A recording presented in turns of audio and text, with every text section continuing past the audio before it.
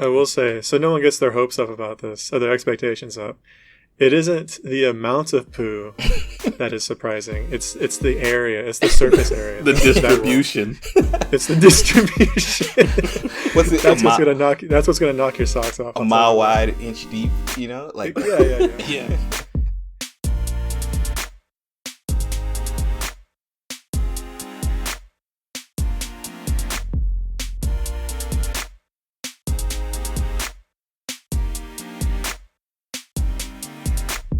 Hey, what's up, everybody? Welcome to another episode of Super Agile Brothers. You already know what it is, where we talk about everything and nothing. I'm super excited about this episode. It's going to be a fun one. First, introducing myself. My name is Bradston. Yo. We got Kyle in the building. Kyle, tell the people, hey. Hey, I appreciate that. And Steve as well. Steve, tell the people, hey. Greetings. I mean, of course. He But anyway, you know what? This is perfect because this episode's going to be a little bit different than the episodes we've done before. You know, we're not talking about aliens. We're not talking about video games. We're going to be talking a little bit about ourselves and our origin stories. I thought it'd be cool for the listening audience and for each other to kind of reminisce on how, Super Agile Brothers even came together. Before they were Super Agile Brothers, there was just a group of friends. And I want to kind of just hear like kind of everybody's story, like kind of what led them to how we met. I love to hear from y'all's perspective. And also just in this, I'm hoping this time we can have a little bit of a conversation about our careers and just our dreams and hopes and what we want to do. So essentially, I guess to start off, a little bit of backstory on who we are and why we are even doing a podcast. So, we are the Super Agile Brothers, but there's a lot of stuff behind that. I guess I want to throw it out to y'all because I have had plenty of time to think about this, but like, why are we called, and I want to hear from y'all's perspective, why are we called the Super Agile Brothers? What makes us us? So like Kyle, Steve, like, what do you feel like makes us who we are? It was a dark and stormy night. I mean, to be absolutely clear, we're the Super Agile Brothers because we couldn't think of a better name. The best name. Yeah. No, I think it's a fun mishmash of our connections, I guess. What brought us together, what brings us together. If anyone listening is in the tech world, you may recognize Agile as the methodology by which everyone pretends to develop, but no one actually does. You just believe in Agile, and it'll come to you. Yes. if you say it enough. If you say Scrum but never write it down because it's illegal because it's copyright, if you say it enough, then you're good. Yeah, you're good. That's Agile. Am I being agile yet? The answer is always yes. Yeah. Like, I mean, like Steve said, I mean, like for me, and I don't mean to jump in here, and y'all can continue, but for me, like kind of like Steve said, this is kind of just I don't know, I'm not gonna say a weird friendship because we're just friends and we just talk like all the time about random stuff, but like really how our friendship really began together, all three of us, was at work. We all came from different places, kind of, sort of, but we kind of found a unity at our job. So just a background. We all met. Are we allowed to say where we work?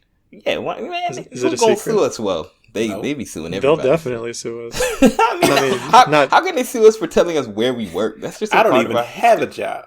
I don't even work for them anymore. Yeah, he doesn't even have a job because he got fired because they knew what we were going to talk about today. No, I'm kidding. No, we all worked at IBM. Okay. And I mean, me and Steve go further back. That's a whole nother tale. But like all three of us, became the Super Agile Brothers at IBM in Baton Rouge, Louisiana. could probably figure out where that is if you really wanted to. Did you know that Baton Rouge is the state capital? Did you know? Did you know that, Steve? I found that out more recently than I would like to admit. Did you know that Baton Rouge is French for sausage? Yeah, I knew that. Yeah. Google it. And if Google says something different, it's wrong. It's wrong.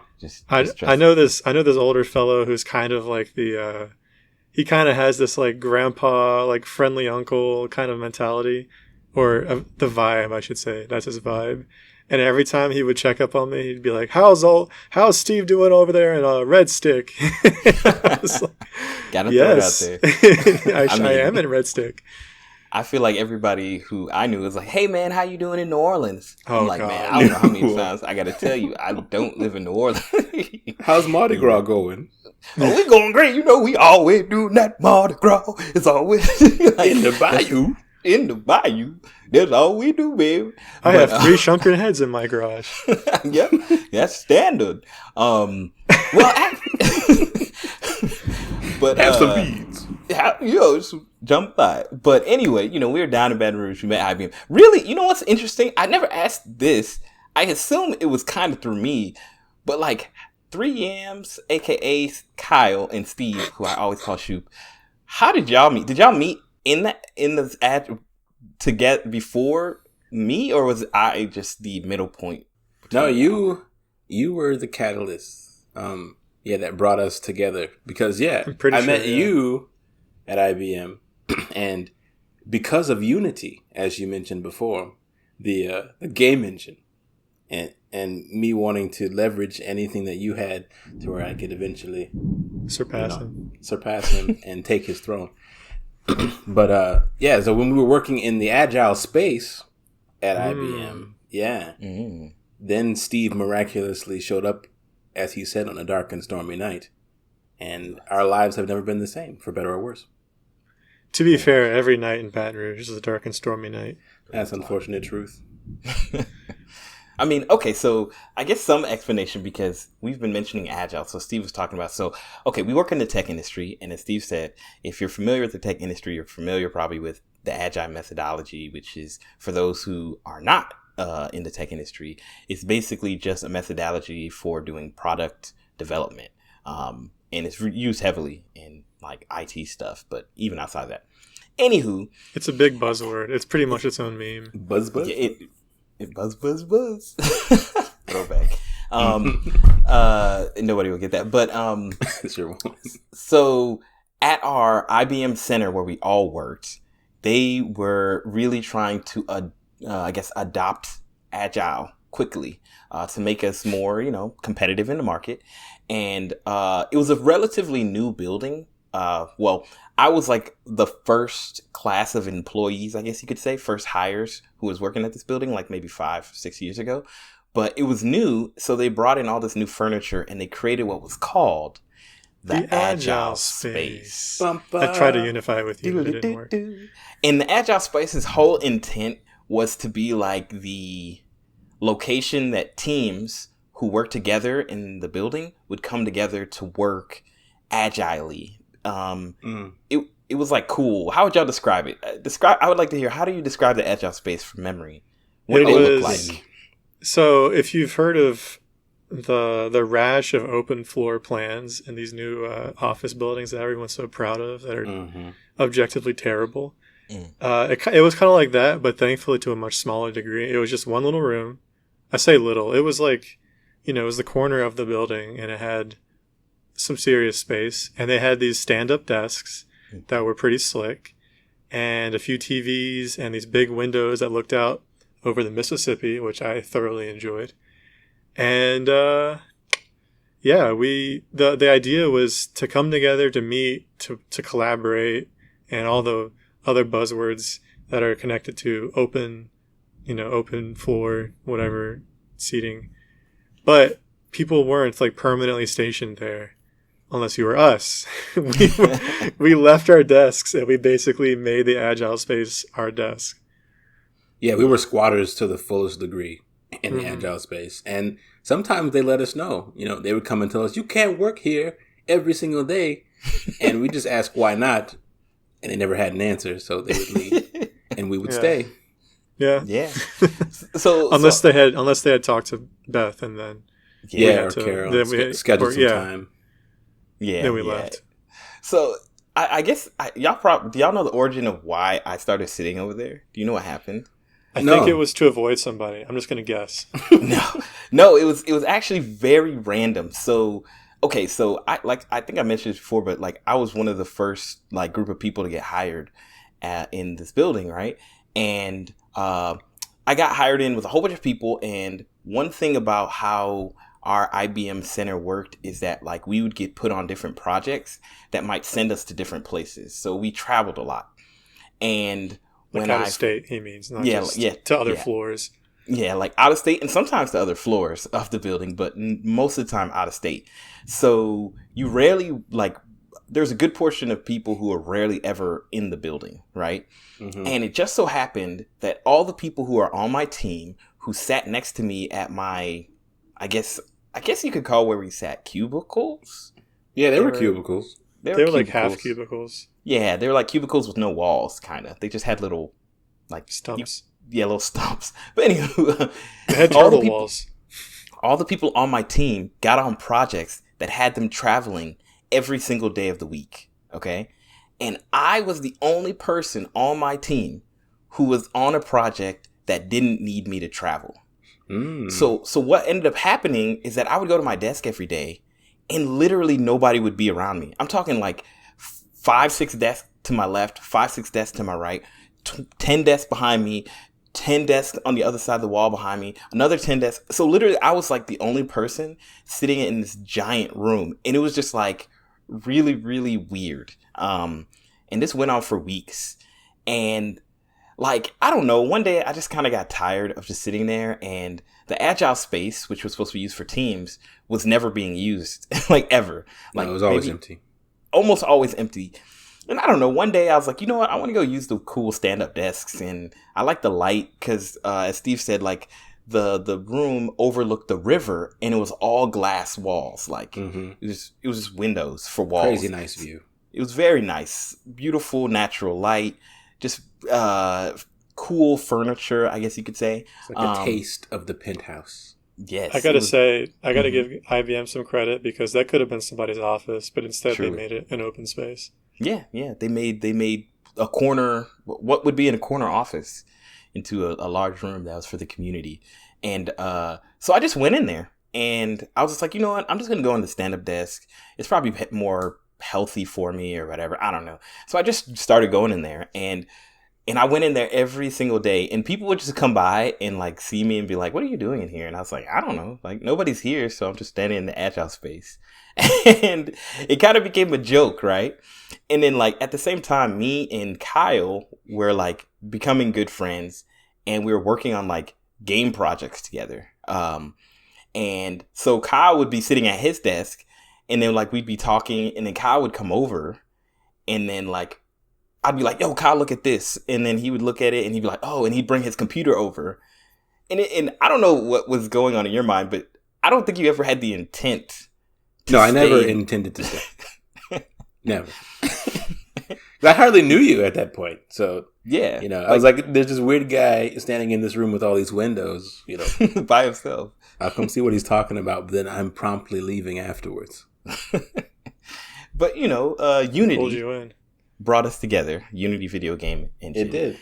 And so we just started like working on random projects together. I think literally the same project for a little bit or something. I don't know. Just a lot of random stuff happened. And I think what really solidified me and Kyle's friendship was what was it? Not Overblood. Tail of the Sun. Tail of the Sun. Mm-hmm. So Kyle, do you remember when I told you to watch Tail of the Sun? and what happened after that? It was so.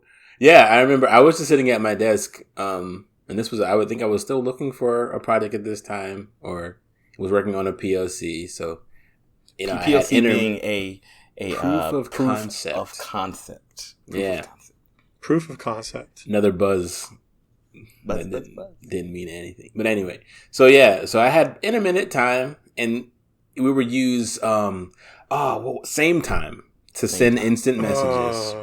The days of same time.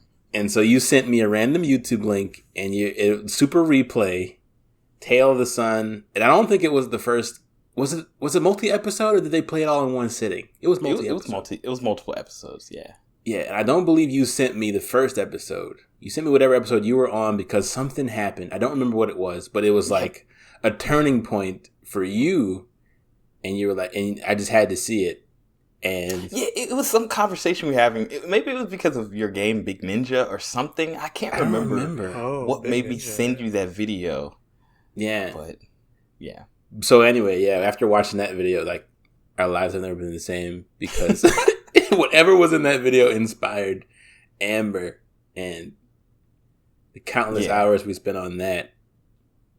Yeah, and for those who don't know, Super Replay is basically like Game Informer. They had like this kind of video show where they would go back and play old games, but they play them like in pieces. Sometimes like for 30 minutes, but sometimes they'd have what was called super replays, where they'd play a full game through. And I had discovered this a long time ago, like when I was in college, and I'd seen Tail of the Sun, and I really like was enthralled by it, but I kind of forgot about it. And it's something me and Kyle were talking about, game development, who knows? And he reminded me of it, and I was like, oh, you should check this out. And essentially, Tail of the Sun, I feel like it's really hard to describe Tail of the Sun in this game, but essentially it was like an open world adventure caveman. From a cereal box, I think the game was. I think you got a game from a cereal box, or from a sweepstakes or something. Like it was some kind of confectionaries. They didn't just sell the game. Yeah, it was like confectionaries it was super random. That sounds super random. And if you haven't, Shoop, or Steve, you should definitely watch it just to see like what it's super weird. And there's no game that I can think of that really, brings that type of. It was so cool. It was cool for how stupid it was. Number one, but it also had like this roguelike, and like where you would die and then you'd become another person. Your ancestor. Yeah, like your ancestor, and then you had to fight these woolly mammoths to get their tusks. Jaguars, I think, were in there. Or Jaguars and pigs. That's where Ganon. so many things came from it. But the thing that really happened is it inspired us to make a game. Mm-hmm. Like we were like, yo, we need to make an open world game where you just explore, like an adventure game, a true adventure game. And I think that's when 3 Yams, aka Kyle, started to cohabitate with me. Whoa, the agile space. And we'd get there at like 8:00 and then not leave till like 10 sometimes. So it was real for a minute. Yeah, we were hardcore. Like that was, to me, those are some of my most fondest memories. Like when I was still at that building, like. Yeah, we'd get in super early. Maybe our project, we wouldn't have too much, or maybe we'd finish our project work and then we'd just be talking, sharing videos, working on our project from time to time, going to meetings. And then when work finished, we would just work on our game, Amber. And yeah, like it kind of solidified the agile space, because at that time I was just one crazy guy, right? And then when Kyle joined, it was like, oh, this must be a place. So you were a crazy guy connected to another crazy guy. Yeah. Okay. So now fast forward a bit. Steve, who I know from Georgia Tech, and also we grew up, I guess you could say, in the faith together in church, and that's how kind of we really met. Steve gets a job at IBM with us. So you got me a job at IBM with you. Yeah. Basically, I was looking for. Basically, I studied physics, and then I graduated, and I was like, "What have I done? I can't find a job." And Bradston reached out and said, "Hey, I know you like computers. Maybe you would like to work at IBM." It was a lot more random that do you remember exactly how it happened? Yeah, I do. I was living at home in South Carolina. I was visiting the church. I was visiting friends here in Georgia, but I was at church that Sunday. You were visiting from Louisiana, and both of us were visiting, so both of us were like, "Oh, what's up? I haven't seen you," not realizing at first that it was a coincidence. Like, oh, I thought the other person was here. But no, we're both visiting, just happened to intersect. Oh, wow. Mm-hmm. And I mean, it's not that much of a coincidence because we both would have gone to that church on a weekend that we were visiting. But anyway, yeah. But that's why we were talking. And then, is there another detail that I'm missing that you? Yeah, I mean, the only thing I remember is, there's definitely like a wow moment because I only visited church when I came to Atlanta every once in a while because it was so far from where my parents lived. So sometimes I wouldn't be able to come. And I just happened to be that weekend. You just happened to be that weekend. But we were just talking and you were saying, oh, I'm, my physics and I'm looking for, you were just talking about life and looking for a job. And I was like, oh yeah, they're hiring at my place if you want to move to Baton Rouge. And you were like, I don't know. You were like, I don't know. Like, yeah. Sure. And I was like, that was not on my radar. 100%. And I was like, okay, I'll send you I know we're hiring for like entry level, blah, blah, blah. And so like I referred him to the job and, not the rest is history because it took a little bit of time, but you got there eventually. It did take a little time. I got strung along for like 4 or 5 months. That was kind of their thing during that. I found out later why that happened, but that was a traumatic experience. I was basically, I was like waiting for so long. And that ended up being the only job that I applied to that got back to me quickly, somewhat quickly, and said yes. So go figure. Yeah, IBM was my I wouldn't say my last resort, kind of my only resort. They were which there is for not you a bad place to be. No one else was. Yeah, I say this sarcastically, but I mean, having a job at IBM is certainly not anything to scoff at. No. Unless you've already had a job at IBM, in which case you can scoff as much as all you want. Scoff. Yeah. So Steve, you get the job at IBM. You come to Baton Rouge. There's a whole story about how he took my apartment.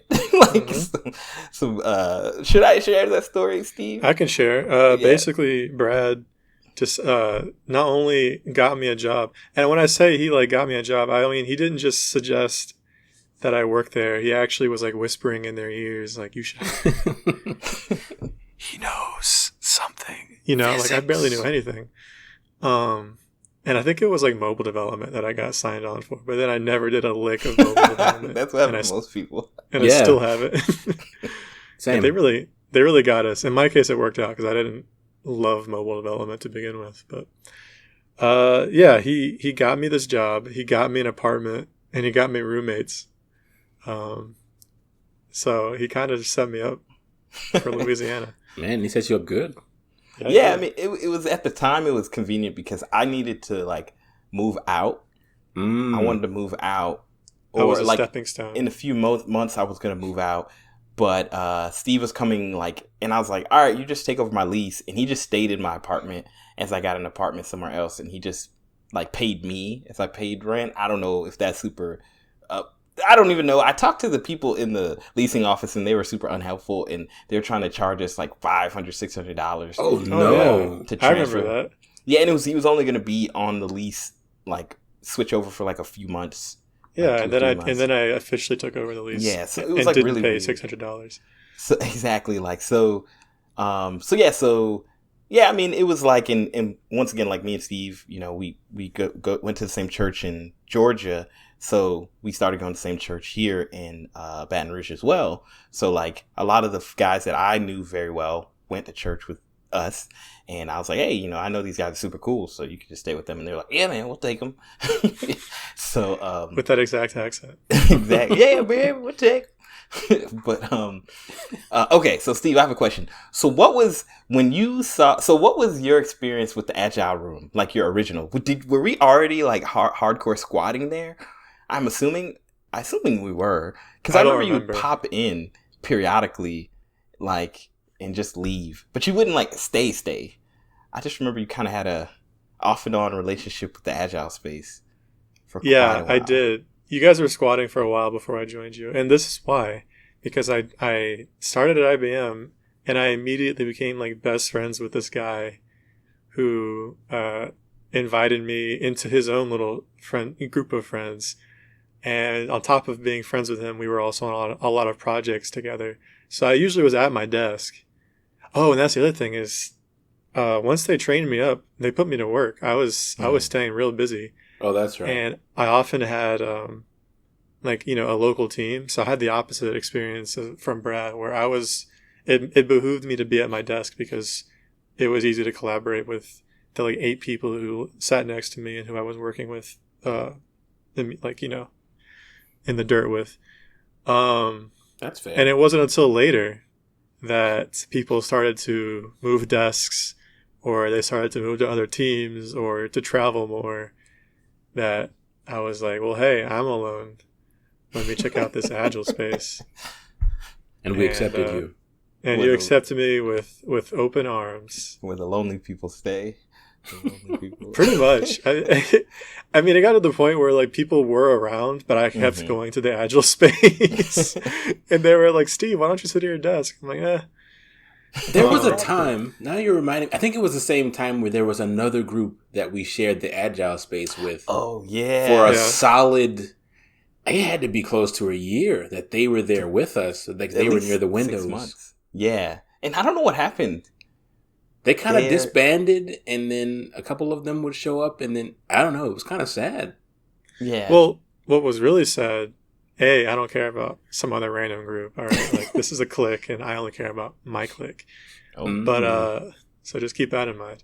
No, but what was actually made me sad was some group, like, officially moved into the Agile space. You remember that? Oh, yeah. Like that made me sad because they took away my home.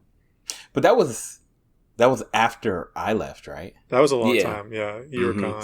So there's so many stories about the Agile space. So I want to like talk about what Kyle said. So there was a period of time, and Steve might have been working there at the point, but there was another like group of friends who would meet within the Agile space. Like we squatted in there for a while. Everybody started to know like if you're looking for me, like Brad, you just go to the Agile space because I'm gonna be there, right?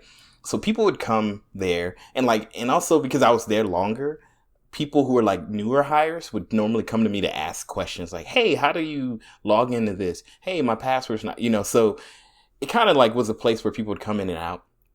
And then I didn't know them before this, but there's like a group of friends that came in and they were always, I don't know how to describe it, but loud. They wore leather. You say loud, Kyle? Breaking bottles and grabbing women and stuff. They're the reason, I mean, not to hold a grudge, but they're the reason we got kicked out. Yes. But we reclaimed the space though. Like, we did. We fought for it. Man, there's so many stories. We also lost the ability to eat food because of some other groups, yeah, right? The same group. So essentially, they started coming to the Agile space. They kind of saw the wonder of it and just was hanging out, right? Always talking. There was like, I'm not gonna, like, all I can say is it was always dramatic. I just remember thinking like, this should be like a TV show. Like, there was always somebody was angry at somebody, or there's this one girl who just always was causing problems. Always drama. And she'd come in there and like, it was like there was like maybe 4 of them. And like 3 of them were like straight. Like they always were pretty much followed the rules in the Agile space. Like, hey, like treat everything well, clean up after yourself, stuff like that. But there was this one girl who just did not care. And she would leave her food. She would like, I think she was getting feed up on stuff. I think she got in an argument with one of the like people who like led. Like it was just stuff. And then one day she spilled something like pink or red. Yeah, like on one of the seats. And these are nicer kind of look. Yeah, and normally when they did like tours of the building, they would bring people into this space. So that's probably like when we would either we'd have to leave or we'd have to act like we were working. Yeah, that's best behavior. Not that we didn't do work, but we were always working. We always didn't always act like working. Yeah, like professional. And but she spilled something, and then she didn't say nothing and like abandoned the space, right? Gone. And Carol, who was over like the building, she was like, I'd say like the buildings are like, she played no games. No games. She was the warden. She was the warden. And that spill just changed everything. Like, Carol was like, nobody can eat in here. Nobody can, like, before we could eat our lunch in there, we could hang out, drink stuff, goof off. You know, we had game jams in there and stuff like that. Like, it was open, and she just ruined it. Right? And then she fled. Like, she straight up fled. Like, gone. Still don't know where she is. Still ain't seen her since. To this day. But I think one of the things that really like messed us up was that whatever she spilled left a stain, and the cleaning crew couldn't get it out. Like it was like a deep grease stain. It was like oil on the seat. Yeah. Like it wasn't just juice. I don't know what she had. It was probably that Chinese food. She probably spilled something. Oh, some red sauce. Oh yeah, you're probably right. Yeah. And I remember the cleaning crew was like really trying to make it happen. Like, props to them. They had an industrial fan in there, all kind of equipment. Like they were doing. It seemed like it was over the top, but then once they were finished, the stain was still there. So I guess they had to do everything. Can I take a moment of silence for the not actually a moment of silence? I shouldn't use that lightly, but a moment to emphasize the cleaning crew. I'm thinking about that Friday afternoon after the Diwali celebration. You know what I'm talking about, Brad? But I think Brad was gone. I'm pretty sure Brad was gone. Oh, Kyle, you know what I'm talking about. Oh, I 100% know what you're talking about. I started smelling something from the bathroom. And I walked in there and I'm like, okay, somebody had a nasty poo and it stinks. No, Steve, are you talking about the explosion? Wait, you were there for exploded. I was the person who encountered it. And then I was it you, Steve? It was me. I was the first of us who encountered it. I took a picture of it. Yes, that's what it was. I wasn't there. You're right. I wasn't there. You sent me the picture. Mm-hmm. I'm thinking of a different poop incident. But yes, that's different. Oh my goodness. Like it was on the walls. It was on the walls. Listen, podcast audience. It was on the walls. Like only on the walls. Like it wasn't.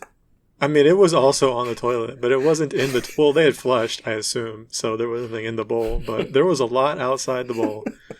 Yeah, and this is not a truck stop. Place. This is not your bathroom with a toddler. This was grown men. Yeah, men's bathroom. Right? Like, who should know... First of all, should know better, but also should be better. Be better. And poop better. Yo, I remember the picture when you sent it to me, Steve, and you kind of gave me some warning, like, hey, man, like something went down. It was rough. Like, what? You're like, I'm about to send you something. You sent me this message. I was like, oh my goodness. Y'all seen Daddy Daycare. Like, scene with the little boy.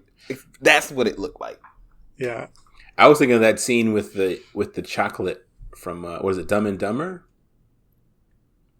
But he had. I don't watch dumb movies. I don't know. Oh, but there was a scene with the melted chocolate, and it was in his pocket, and he went into the bathroom, and it was at his girlfriend's house, and he didn't realize that the melted chocolate was in his pocket when he went in there to wash his hands or something. I don't know, and so he pulled it out, but there wasn't any TP, and so he just grabbed the clean white towel that was on the wall, and. In so doing, his hand like grazed the wall, and he was trying to rub it off. But it was, it was a chocolate bar, so it wasn't just coming up. And so by the end, it was just everywhere. And so he like kept something on his hands and walked out. And he was like, "We have to go now." And so he and his girlfriend left. And so the dad walked into the bathroom, and he's like, "It's everywhere." Like, it was horrible, but hilarious at the same time. I'll never forget. And this all happened on a Friday afternoon, right? It was after, like I said, it was after Diwali. So a lot of people hadn't really worked. They came to eat. They got their work done. They left early. And this was like the weekend. And someone had either Monday morning or Friday evening had to clean the poo off the wall. Man. Yeah, I don't think they work weekends. Man. It was marinating. Oh man. That is no. They work Friday. They worked Friday evenings. Yeah, they'll be like vacuuming and stuff. I would catch them, dude. But they eventually, though. I mean, maybe they didn't, or maybe that was the final straw. I don't know. But like after not too long after that, that whole crew was gone. So I don't know if they were just scarred by the incident or they refused to clean it. All I can say is it is one of those situations where I can only imagine if I was the person who did that. Like, the horror. The horror. Because, it was one of those situations, and I'm sorry for everybody who isn't into toilet humor, but it's one of those situations where you're trying to take your pants off, and it's already moving. Oh, no. But they didn't expect. It's kind of like you got to use the bathroom, you got to pee really bad, and you can hold it until the moment you have to actually pee. Like, you're in front of the toilet, then it's like, it's going. And I feel like that's exactly it. It was like the pants came down and it just said, wow, like shotgun blast. Just before they could sit. Horrible. Oh my goodness. I mean, that's how it looked. So, it looked like a shotgun blast. Well, hey. From standing position. Super Agile Bros listeners. If you guys. If it was you who did it. If you give us enough likes, comments, whatever have you, we'll find some way to show this image, because it's a real thing and it is unbelievable. I am 32 years old and I've never seen anything like it to this day. Hopefully never will again. Never again. I will say, so no one gets their hopes up about this or their expectations up. It isn't the amount of poo that is surprising. It's the area. It's the surface area. The distribution. It's the distribution. That's what's gonna knock your socks off. A mile wide, inch deep. Like yeah. And you could tell the person tried to like wipe up some off the wall, but like just gave up. They just fled. That's all you can do is flee and just hope nobody comes in behind you as you're leaving. If you've seen a Jackson Pollock painting, then it's in the area. It's like it's really amazing. So if basically there has to be enough impetus for us to release the image, but if there's enough comments, like whatever, we'll show it. I don't know how we will show it, but I'm gonna make sure that it's Google in a way that it won't scar people. I'll email it directly to people. Give them virus. No warning. Straight virus. Make sure you send it to the work email. CC the manager. So just kind of coming back around. So Steve, I was gonna ask you, like, how did you and Kyle become friends? Because like we were all hanging out together, but that doesn't necessarily, you know what I'm saying? Like, you can hang out with a group of people, but like that doesn't mean everybody becomes friends with everybody. Like, do y'all remember? Was it the Switch? Like, I feel like the Switch bonded y'all or something. Like, it was. I think it was a number of things. I mean, you definitely mutual being hatred. There, yeah, mutual hatred of you. Thank you. And so you being there definitely was the catalyst. We could conspire against you, and never successful. Never. But hey, you left IBM. It worked. Yeah, we were. I think we did pretty good. But definitely playing games together. There were also a couple of people who were like in our group, and it was like a group synergy type thing. We ate lunch. Yeah, we ate lunch together pretty much every day, and breaking bread is like the best way to get to know somebody, especially if it's Cane's toasted bread. The best bread. And then I went to a couple of you guys' church events and stuff. I don't know. I think it was just like over time, and then I felt like I was at the center more than I was home. And so and I would see you guys pretty much all the time that I was there. And so, I don't know. I think it was just like one of those things that just kind of developed. And then once you left, we kind of only had each other for the most part. Yeah, that's true. Until he also left. And so there was a rule at the center that I'm sure is no longer there, which was you can work from home twice a month. Mm-hmm. But other than that, if you're not, traveling for work, you're expected to be at the office. And at the moment, I thought that was kind of generous. Because I had never considered, wow, you could work from home. Because, of course, it's a laptop. So when I started working there, I was like, wow, that's great. And now that I've been working from home for like 2 years straight, I'm kind of I'm like over it. But anyway, I very early in my career kind of became one of the golden boys. I like did some presentations and I was doing blockchain stuff. Oh yeah, I remember that. And I think I acquitted myself and proved that even when if I was working from home, I was getting work done. And so I definitely took advantage. I would just work from home like all the time. I know. A couple times a week. But I always tried to come into the office when I knew that Kyle was coming in and that he would be free for lunch or whatever. Yeah, I remember that. We didn't make Yeah, because it's a bummer. And sometimes he would come in and I wouldn't be there and he would same time me. He would same time me and eventually Slack, hey man, where are you? And for me, it was like a 20 or 30 minute drive. So I would just be like, oh, I'll come in for lunch and I'll just stay the rest of the day. Yeah. So yeah, we were buds. They were buddies. I think pre-Agile Bros. And I feel like the most random thing kind of bonded our friendships, our trio. I think it was a bet. If you remember this, Steve, where I know what you're talking about, but I have another story that surpasses this. But please continue. Okay. So my story is basically there was a bet, and I think this was before I left IBM. I'm back at IBM now, but that Smash Brothers Ultimate. I kept like there was a date that it was going to come out, like it's December coming out 2019. Yeah, 2019. And I was saying there's no way that Smash Brothers is coming out in 2019. And Steve was like, no, it is coming out in 2019. So we made a bet that I said it's Smash 2020, right? Like I kept saying this, and then I don't know what like happened, but we created I created, I guess, a Slack channel. A Slack. And a Discord. It was a Slack workspace for just the three of us. Yeah, it was a Slack for us three. Smash 2020. And it was called Smash 2020. And I can't remember if that was 100. All I know is that I did that to make him upset. Yeah. Because it was before that happened, before the game came out.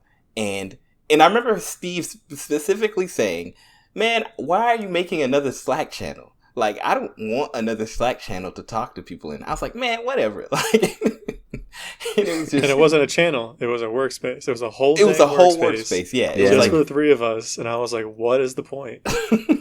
It's been a great asset.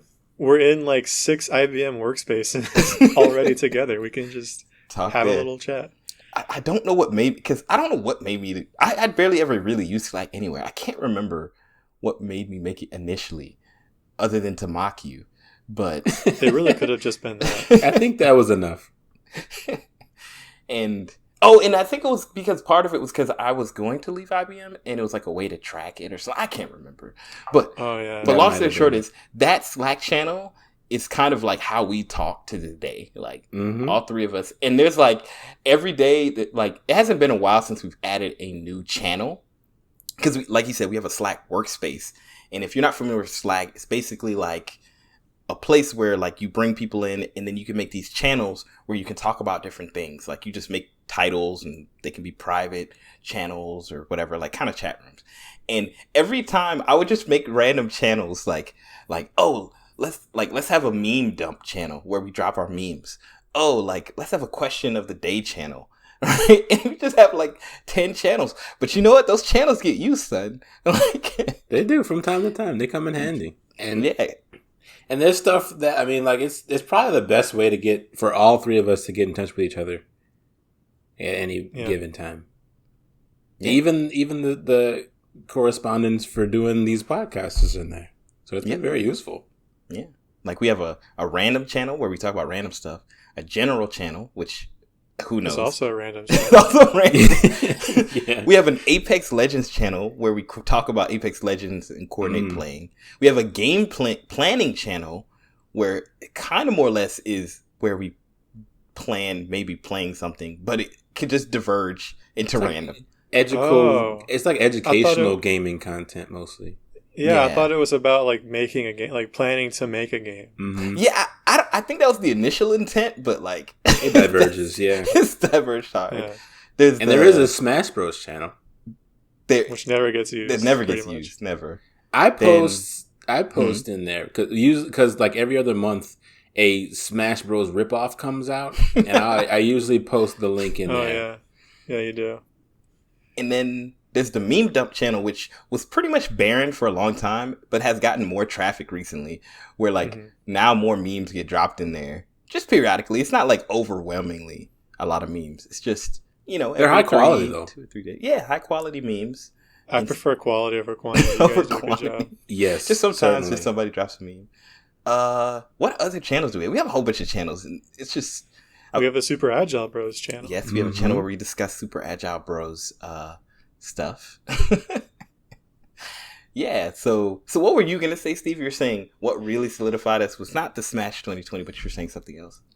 That's right. You guys are forgetting the most important thing we did together in the Agile space. Oh. We worked on Mary's pet project, the Hackathon, remember? Oh, so that was the beginning. That was way back when. Very at the beginning. Okay. Background. So this is a whole other story. There's a lot of stories. Like the Agile space has so many stories. Like we're going to remember them throughout the time of this show. But like so many things have happened in there. But so when Steve first started at IBM, I was actively trying to get a promotion. I was just working. I was just, trying to do the best I could. And Mary, who became like our boss, our manager's manager, and she's super awesome. First of all, Mary's like Mary, the GOAT. Oh yeah. Shout out to Mary. The bee's knees. Shout out to Dean, the GOATs, of all managers. But basically, like there was like this hackathon going on, Skyrim. A hackathon that was going on. We'll come back around to that. Skyrim. So basically, like I wanted to become a manager, but at that point, I had never managed anybody. I'd never led a team. I'd never done anything. And Mary was new to our center, and she was kind of taking over. But Mary knew that I was like doing good work, but she didn't really know me that well. And something she told me was like, hey, like, I'd like to see you like do something where you lead an effort, right? She was like, hey, like there's this hackathon going on. Would you be willing to take on that, on this effort? And I said, sure. But the only thing that I said to her is like, can I choose the team that I work with, right? So straight out of the movies. Yeah. Ocean's 11. So I said, is that okay? And she's like, yeah, I don't really know people. She was still getting to know the center. And Steve had just started. Of course, I knew Kyle already. And me and him have mad work synergy. Then there was Michael and was Terry? I think Terry was Terry. Yeah, Terry. Yeah, Terry. So like, basically like to me, like, I think everybody at the center is great, but like these in my mind, like of the people who I knew were like the killers. Folks. Like if I want something to go like to be gangster, I need these crew. So kind of like, like a demolition. What's that movie with like the A-Team? The A-Team. Come on, let's do better. What's the movie with like Arnold Schwarzenegger? The Expendables. The Expendables. Oh my gosh! You're gonna give the Expendables over the A-Team? I guess the A-Team is more iconic, but I'm trying to think of swole people who just be doing stuff. So they like sent there to die, weren't they? Okay, so anywho, I said Suicide Squad. So basically, like I went on a campaign to convince these guys to work with me in this hackathon. So like Kyle was probably the easiest because Kyle's always kind of down for whatever. Like he's like, sure, whatever. Like, I'm down, but I got other things to do. And I was like, hey, I need somebody to do design. That's what Kyle's good at. So, and I know he's really good. So I said, I would like Kyle on the team. Steve, I at that point, I didn't know your exact skill set, but I know you're like really talented and really like, if you're given a task, you're going to kill it. So I said, cool, I want Steve and we have a good relationship. So I knew that as far as working on a team together, it'd be good. Michael was also a boss and I knew him through you, Steve. Yeah, so I was like, the company. Yeah, he really is the face. you know. And so I was like, Michael was always well dressed. He was a dapper guy, man. That the definition of dapper, son. He was in every commercial they filmed while he worked there. They were like, Michael, we need you. He killed it too. He killed it, you know. So I was like, I need Michael because he's a boss. I already knew of him working with Steve, and then there was Terry. Who Terry to me is like on another level, dude. On another level, you know. Hopefully one day he'll hear this, but really, I think Terry is like the best programmer I've ever met. Like super humble, super hardworking, super creative, super talented. Like fun to work with. He's a beast, and he's easy and fun to work with. He's a cool guy, you know. Shout out to Terry. So anyway, and so I basically I basically convinced everybody, like, hey man, this is a really good opportunity. Like, you'll get to be in front of people. Also, like, they're gonna feed us. Like, you know, so like I was really doing the hard sell because I really was like, if I can get this team together, we're gonna be a boss team. And it was over the weekend, so it was over the weekend, so that was the hardest sell. But you know, I put my salesmanship and my belief. I truly believe in these people, believe in these guys, our team. So everybody joined, and it was a very fun experience. Like, to have both of our managers, all of our managers, two of them, Dean and Mary, hanging out with us over the weekend. And they came, they hung out with us. They didn't just give us a mission and dip out. No, they stuck around. It was super cool. They brought tons of snacks. Yeah. They went in. Yeah. So, and I don't know, like, it was just a fun time. I don't know, what do you guys remember, like, the experience? Like, what was it for y'all? Like, that whole thing. I felt like it was, it could have been a whole lot more stressful because I have been and was a part of teams who had like short deadlines before that. And so I remember going into it like, man, why did I agree to this? But then it turned out to be pretty cool. Like, it felt more like a game jam than it did a hackathon, you know, just because hackathons are like, they usually come with the caveat that it's business and work related type stuff. Yeah. Yeah. So I had fun. Yeah. It was a good time.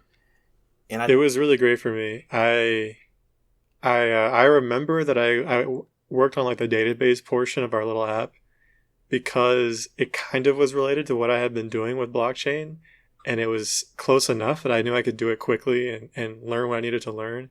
And it was such a great experience for me because I'm like, oh, this is, you know, I was using a tool that I had some familiarity with, but I was using it in a totally different way, and I was using it quickly.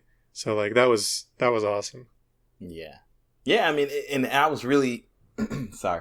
I was really proud of like what we came up with in the short time, and considering that essentially I don't really know what the hackathon was for, but it definitely felt like we were never going to win. It felt like the team was already decided. Matter of fact, we had a whole inside joke because there's one team that like submitted their project super early, but it was like almost immediately, but it was already more gangster than anything we could do. Like, and we were like, yo, they just straight up uploaded Skyrim to this hackathon and said, we done. Yeah. You know, pre-built, you know, it was pre-built version 1.2. Then after the hackathon, like, communications went completely silent. Yeah. Until they like chose a winner or something. Mm-hmm. Oh yeah. And then it was this big deal. Like, it was a team we didn't even know was like a part of it, and they got this really huge award, like these accolades, and it just kind of blew up, even though it was supposed to be like a small hackathon. Like, it was super weird. Yeah. It really felt like it was a hackathon just to give certain teams like some avenue to get recognition. So yeah, that definitely was, I forgot about the hackathon. That was it was shady, man. Yeah. And for our part, I'm pretty sure Mary she didn't think we were going to win either. I think she really just wanted us to have a proof of concept to replace that tool that we were replacing. Yeah, yeah. I don't know if they ever used it. Yeah, I don't know. I think they did a little bit, but you know, I'm not going to talk too much about it. That's probably where we. I'm just going to let that be. But I think the tool was probably, they needed to switch to that tool anyway. So what they were doing before was a problem. But yeah, I mean, it's really funny because like it's weird that like it all kind of started there. I just remember like after a period of time, it just became like this thing where we would all share YouTube videos with each other, like sitting there, like that's how basically, Soul Pumpkin Pumpin', aka Overblood 2's theme song. that became a thing. Maybe I'll splice that in here so y'all can hear it. Yes. But it is one of the worst things ever. But let me ask y'all this, kind of like turning a corner here. Did you expect when you were pursuing, like, first of all, I guess in many ways it's like, where do we see ourselves after this? We're no longer, me and Cal are still at IBM. Steve's at a different company. We're still working together, but we don't have the agile space, right? Mm-hmm. But like, what do y'all imagine? I don't know what you guys want to see with your careers now. Like, maybe we'll never have an agile space where we'll all work together and do something like that. But like, I don't know. What are your dreams for your coming careers and where you want to go with your life, man? Thinking forward. Y'all. My aspirations. Aspirations, yeah. Steve? Did you just volunteer me? That's a Steve? He aspires to be me. That's how I'll take that. Failure. Yeah, I would say I've been kind of lacking in direction career-wise for a long time. And even the job I have now at Avoxy was kind of a fluke. I was looking for work here in Atlanta and a recruiter found me, and it's this like kind of telephony company, and we do stuff with like contact center software, and it was super outside of my wheelhouse, but it just happened to use like the language and kind of some of the architecture that I'm used to. But now I've been doing it for a while, and I'm like, this is actually pretty fun. Yeah. And I'm learning a lot about it. And I don't know if I want to like leave this industry, like the telephony kind of side of things. Like, I think if I ever leave, I say if, but I feel like it's a when, but I'm currently very happy, so I'm probably not leaving anytime soon. But if and when I leave, I don't know if I would do anything like drastically different. I think I want to become there's this guy I work with who's like the seasoned architect, and today he was wearing a shirt on our video call that said "send nudes," but it said nudes like NOOD, nudes, like a noodle, and it was a picture of like some chopsticks and noodles. He lives next to a Chinese restaurant. Of course. I was like, that's a bold shirt to wear. I was gonna say something. I mean, just me, I guess, but I mean, no one actually cares. Yeah, everyone's pretty cool. It's a small company, but I kind of want aside from the shirt, he's a cool guy. Like he's the guy that like knows how all the little intricate pieces of the system work together, and what's going to happen if you change this kind of input, or how can we stuff in this new technology where it doesn't really fit. And I feel like I've kind of, in a very slow, methodical way, have been like kind of becoming his understudy. And I kind of like that I don't know, that part of the job, building something new, learning all the intricate pieces, building a puzzle. So whatever's ahead of me, I hope it's something similar to that. Very cool. I hope that I can one day wear a shirt that says "send nudes," and just be like chilling in my leaned back chair with my 8 monitors around me. I'm exaggerating, obviously. Why? Aspire. I would only have 6. You would need 9, so you have 1 in the center. There shouldn't be any light sources in your house outside of monitors. Yeah, you got to get a special monitor that like mimics daylight, so you never have to go outside. When the system goes down and like all the charts go black, the room turns dark. Yeah, but that'd be cool. Kind of on a different side of things. I've been getting into more like trying to do some hobbies.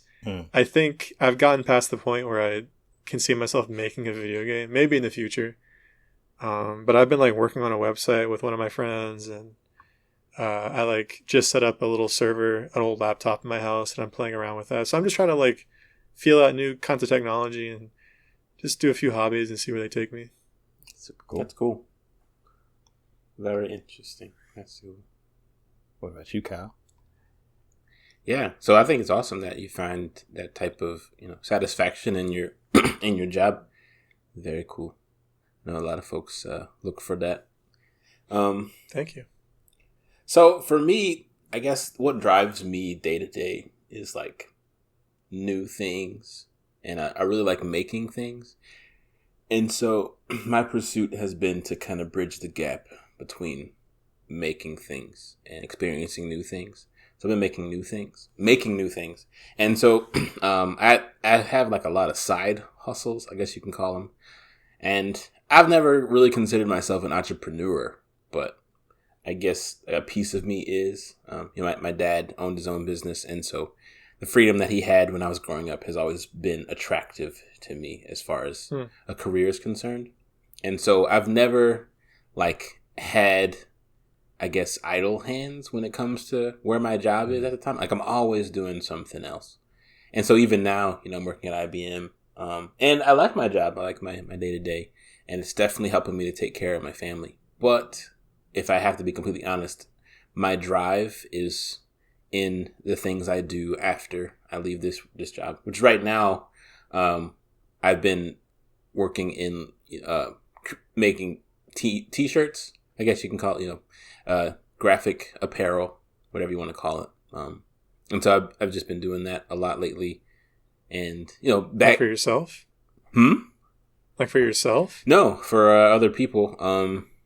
Either small businesses or people who have one-offs. The biggest contract I've had so far was actually with my church. I've made 150 shirts for them. Oh, nice. Over the course of 2 months. And so it's really been giving me like a lot of insight on the way that this business can run. And, so it's been a really cool kind of pursuit. And in that time, and I've also designed, I think, 5 logos for upcoming small businesses. And so, like, I've really been enjoying it because, it's right in what I want to do, where my heart is, which is just make stuff.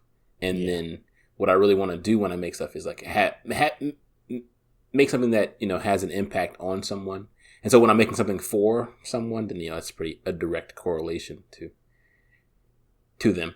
And so just really trying to get to where I'm doing that all the time is, I guess, where my career focus is. Whether or not I'm going to stick with, making shirts or designing logos isn't, like, I'm not certain with that, because I feel like game design has a very similar, effect. You build something, you design something, you create an experience for someone, and, they experience, it has an impact on them.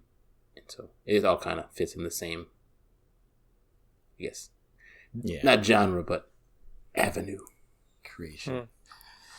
Yeah, no. When are we going to make our Farmer Steve game? When are we going to make what? Farmer Steve. Oh, yeah. So when you left, that was something that me and Steve were working on. I had an idea for this farmer game, and it didn't go very far, but he was helping me with it. It was pretty fun for a little while. Farmer Steve. He had the name was unrelated. Yeah. I mean, it's interesting because I've been trying to, this is a question, I feel like me and Kyle talk about this a lot. Like whenever, because me and Kyle have been like working on projects. Who knows how many projects we've worked on over a period of time, YouTube channels, video games, who knows, you name it, we've worked on it. And it's always just like trying to figure out like what makes me feel alive, I think I've always struggled personally with holding down a job that doesn't make me feel something, right? Like, like I feel that there's just essentially one of the most essential parts of who I am is like how I was describing, like creation, like creating something new, just refining that, making something new, and just continuing to do that. I love technology, kind of like I fell into this because of a lot of things. I mean, there's a lot of backstory, but now like I've kind of gone from like a pure like programming development job, just every day working on bugs and creating new features and applications and mobile apps and stuff like that, to being like in a more, I guess you could say, content creation role. I'm a developer advocate, at IBM, and essentially like I help people learn stuff about technology. And a lot of it is like writing blogs, making videos, doing webinars and stuff like that. And I'm finding that like I enjoy this, right? But it also like it taps into another side of me, which is I'm an introvert. So like talking to people is super tiring, engaging with people is really difficult, but I love doing it in a way. And I'm kind of in this weird place where I'm trying to figure out like, what does it mean for me to create and not like completely destroy myself in the process. Yeah. And I don't know. I love doing stuff like this. This podcast is just like a natural overflow of our relationship as friends, right? Like we just talk, like honestly, like y'all don't even know this, but like 100% after the podcast ends, like we just keep talking about random stuff. You know, like it's just like I remember it was maybe like it was 3 episodes ago. We were just talking, and then I think it was Steve was like, "Oh, should we be recording this?" You know, like right, like because. You know, it was juicy stuff, man. It's juice, hot takes, nothing but hot takes. And but I enjoy this. You know, like after this video ends, I'm gonna go through. I'm gonna edit our audio. I'm gonna put it together. I'm gonna put, you know, like, and I just love doing that. I love refining it. I love like listening. Like I'll listen to these podcasts like 2 to 3 times just because I just want to hear like how can I make it better. You know, I don't have a goal. Like I'm just like I don't know. I just love creating. So I just hope that I can find myself. You know, I enjoy what I do now, which is creation. I just hope that I can continue to, I don't know, stay in roles like this where I'm doing content creation. And, you know, one day I just want to do live events. I really enjoy doing live events. Like I love game jams. Like even the hackathon we did together, I really enjoy that. I love that energy. Just something about doing something, you know, with people around. And I don't know how to describe it, but I don't know, man. It's I think a lot of our friendship, our relationship, the Super Agile Bros, I don't know, it's really kind of helped me to tap into a lot of things that I feel that like I want to be, you know, which is a creative, you know, and so I definitely enjoy doing this with you guys. And you know, we're only 5 episodes in or something like that, but like I'm looking forward to all the episodes to come. There's so much more stuff to talk about. Number one, like I just want to, I want y'all to watch Prometheus, the movie, because I feel like there's, I want to talk about that. Like I want to talk about anime. I want to talk about Avatar, The Last Airbender. I want to talk about, you know, like the thing, you know, I want to talk about Apex Legends, and there's this whole thing that we've been talking about, like the whole mentality of Smurfs. You know, people who basically pretend like they're low level so they can destroy people who are clearly weaker than. It's like there's so many things that we talk about. Like, yeah, you know. So yeah, I don't know. So yeah, guys, man. I don't know. Do you guys have anything else to share? Because you know we've given our origin. Now people know who we are to a certain extent. They don't know everything about the agile space. What makes it super agile? Oh, by the way, I was like wanting to call it super. What was that? What I saying one time? Super Agile Bros Ultimate or something like that. Oh yeah, following a little too on the nose. Smash Bros moniker.